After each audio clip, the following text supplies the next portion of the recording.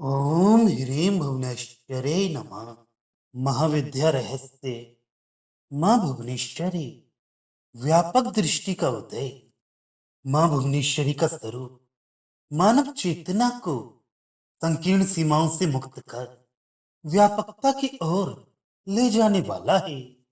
वे केवल किसी एक दिशा, एक विचार या एक अनुभव तक सीमित नहीं है।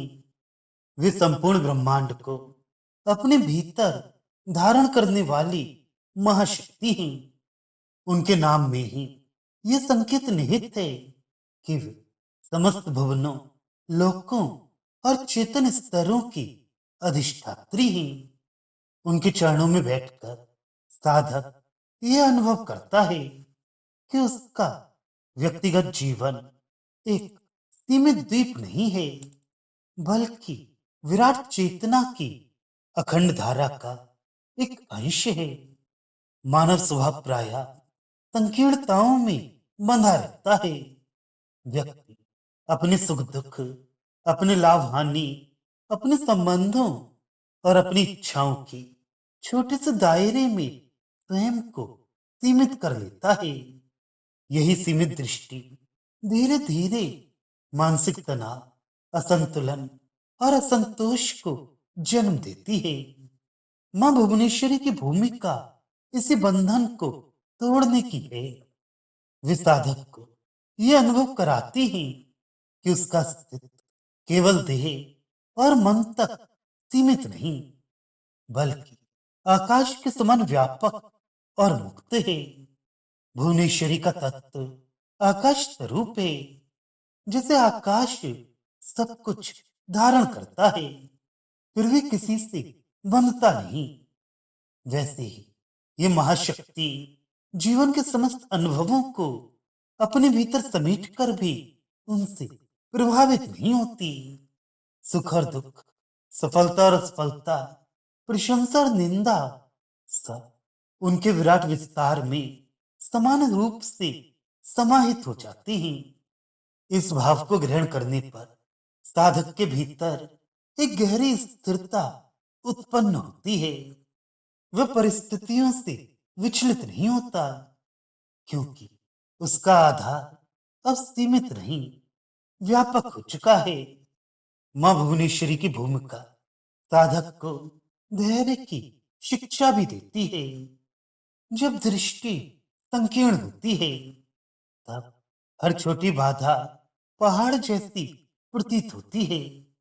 चेतना विस्तृत होती है, तब वही बाधा जीवन यात्रा का एक साधारण चरण बन जाती है। इसीलिए भुवनेश्वरी तत्व मन को सहनशील, संतुलित और दीर्घदर्शी बनाता है। ये धैर्य किसी मजबूरी से नहीं, बल्कि समझ से उत्पन्न होता है।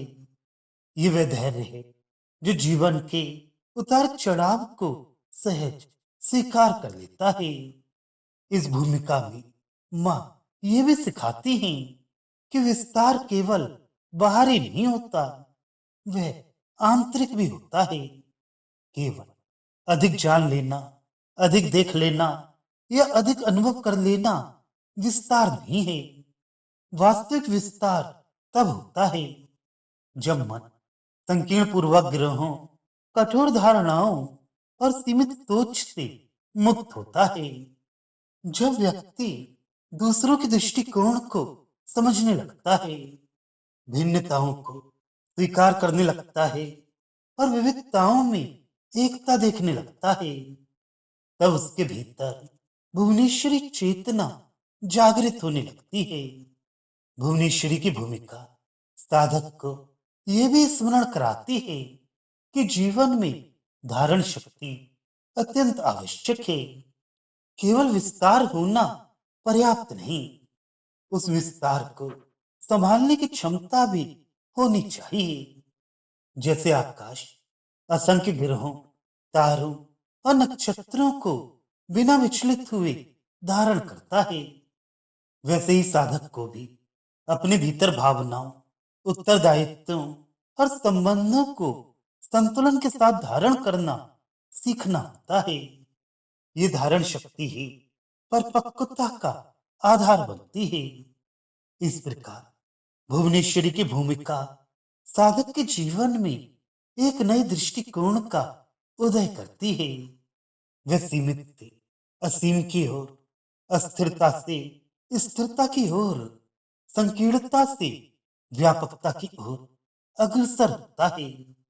ये भूमिका केवल एक परिचय नहीं, बल्कि चेतना के विस्तार की पहली सीढ़ी है, जहां से साधक का आंतरिक आकाश धीरे धीरे उज्जवल और अनंत होने लगता है।